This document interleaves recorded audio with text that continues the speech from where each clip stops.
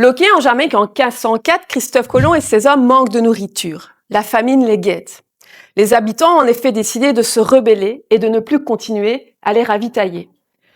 Colomb a alors une idée de génie. Il va consulter un almanach, un calendrier de prédiction astronomique.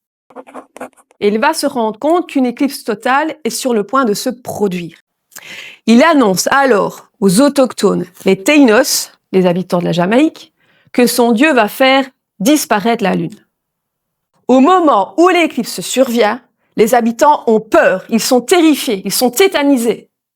Ils décident alors de reprendre aussitôt le travail et de continuer à nourrir l'équipage, qui est donc sauvé. Mais madame, c'est quoi une éclipse totale? Depuis toujours, à de longues périodes d'intervalle, les hommes sont témoins d'un phénomène étrange. La Lune s'efface dans le ciel ou le Soleil disparaît progressivement, transformant le jour en nuit.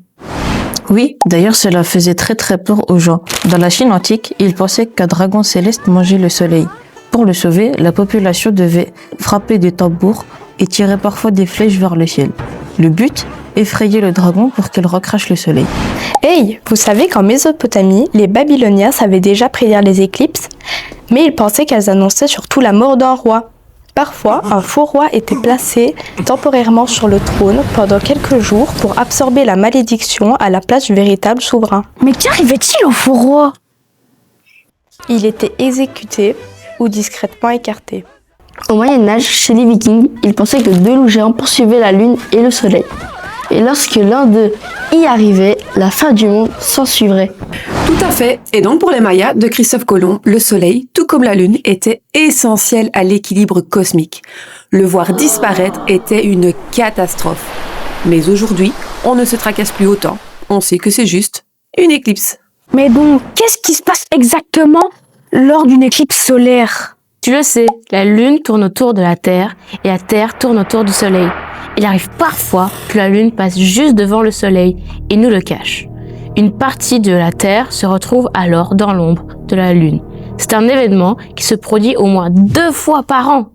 Pourtant, il est rare d'être témoin d'une éclipse, car il faut en moyenne 370 ans pour qu'elle soit observée au même endroit. Depuis le XVIIe siècle, on peut calculer avec certitude où et quand se produiront les prochaines éclipses. En Belgique, la prochaine éclipse totale aura lieu le 23 septembre 2090. J'aurais quel âge? 40... 76 ans. Mais il existe aussi des éclipses dites partielles. Durant ce phénomène, le Soleil n'est pas caché à 100%, comme lors de la célèbre éclipse du 11 août 1999, qui a tout de même recouvert le Soleil à plus de 97% chez nous. Hey, il y a justement une éclipse quasi totale qui est prévue cet été. Ce sera le 12 août 2026. À nos latitudes, elle recouvrira le Soleil à plus de 90%. Et si vous avez la chance d'être en vacances dans le nord de l'Espagne, vous aurez l'occasion de vivre une éclipse totale. En tout cas, une éclipse partielle ou totale ne s'observe qu'avec des lunettes spéciales portant la marque CE.